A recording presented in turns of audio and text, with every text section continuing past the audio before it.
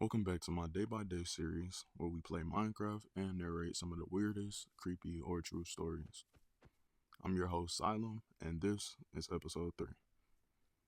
Today's story was written by a user named AviGABS, and it's a true story titled 4 a.m. Fire. I live in an old apartment building. I've been here for about 2 years, and my roommate and I have had very few scary experiences so far, except for this one that happened last summer.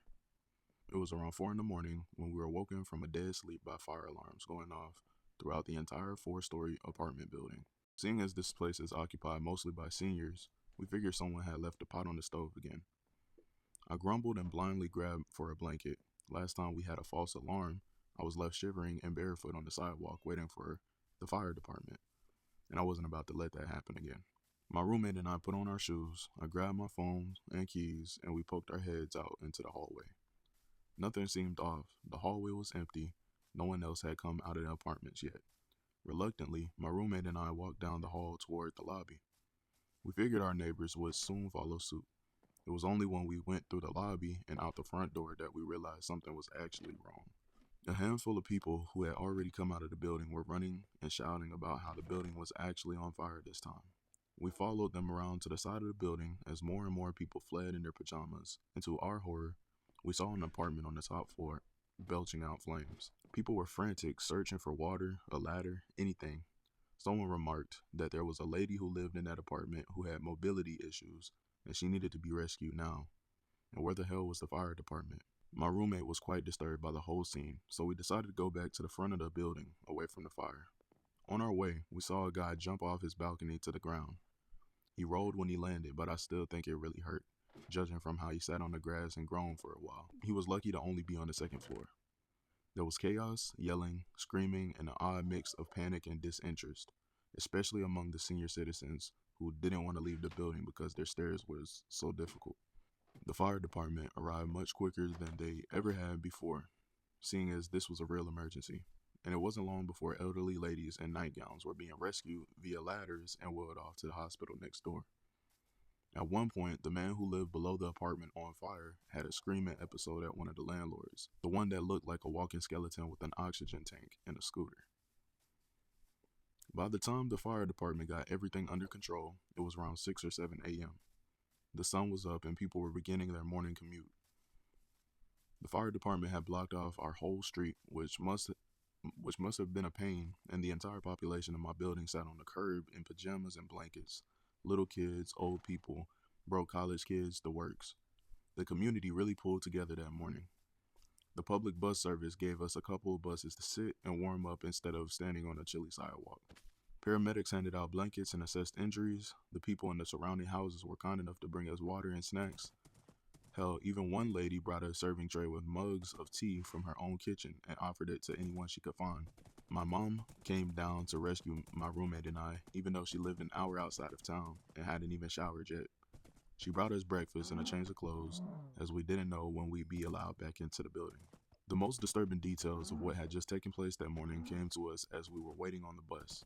Everyone was talking about the fire, of course, but one man had a particularly horrifying detail to add. He'd heard through the grapevine that the lady whose apartment caught fire never made it out of the building.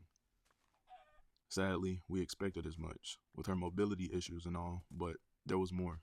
The firefighters apparently found her in the hall. She had made it out of her apartment, but couldn't escape the smoke.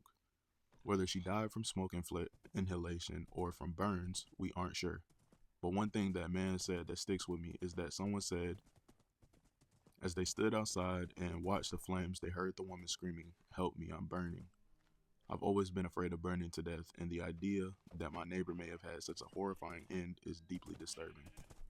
I know the man who lived below heard her screaming. He wouldn't stop talking about it. I think he ended up with a form of PTSD from this event, and I don't blame him.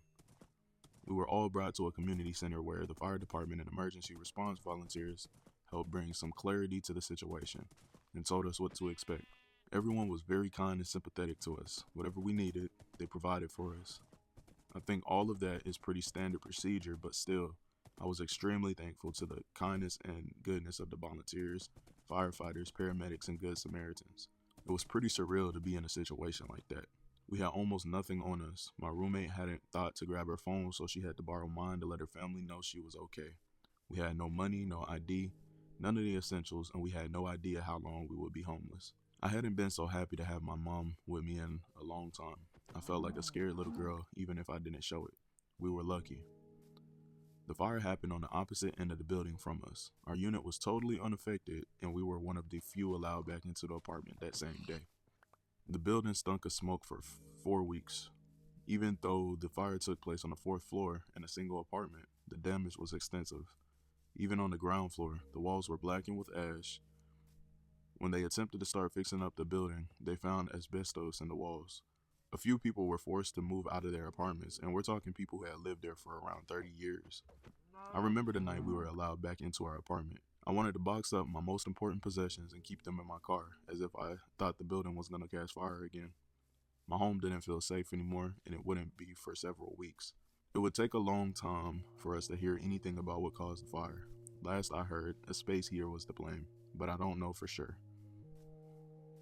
In the days that followed, the fire was featured on the front page of the local paper. The family that lived just down the hall from us were featured in the picture. The article spelled out details that I had already heard. It labeled the guy that lived below the fire as a hero for attempting to save the lady upstairs. It was a valiant effort, but there was nothing he could have done without endangering himself. I feel so sorry for him, and I often wonder if the guilt keeps him up at night. Sometimes I think about the lady who passed away in this building. I listen to a lot of ghost stories, so I wonder if her spirit haunts this place. Her sudden and horrifying death would be the sort of thing to make a ghost linger on Earth, wouldn't it? So many things left unfinished. Regardless, I hope she's at peace, and I hope that my neighbor has been able to find some semblance of peace as well. 4 months later, we've regained a sense of normalcy. Things are back to how they were before. If you ignore the orange tarps around the side of the exterior, the restoration vans that come and go every day, and the security guards stationed in the lobby. The damaged wing is still closed while they try and sort out the asbestos situation. But for those of us who live on the other end of the building, things are relatively normal. I hope they stay that way. Wow, man, what a story. It's not your regular horror story in the sense of ghouls and monsters and vampires and shit like that, but it was something more real, something more tangible. House fire, apartment fire, that was super scary. If the OP ever listens to this, I really want to send my condolences to what happened. I'm glad that you're good. I'm glad that you and your friend were able to make it out safely, and rest in peace to the lady on the top floor or 4th floor who didn't make it. I could only imagine what that would feel like, just middle of the night, you're sleeping, you're off guard, and you go up in flames and pass like that. That's horrific. And I think that's really what makes this such a horror story in that sense. But that's going to be the episode, guys. Like always, if you like this video, hit that like button. If you like my narrations, even though we're getting better, video by video, day by day, please hit that subscribe button for more. And if you have your own weird, creepy, or true stories that you'd like me to narrate, my email is in the description below, and you can send it through there. I'll be happy to narrate it. With that being said, until next time.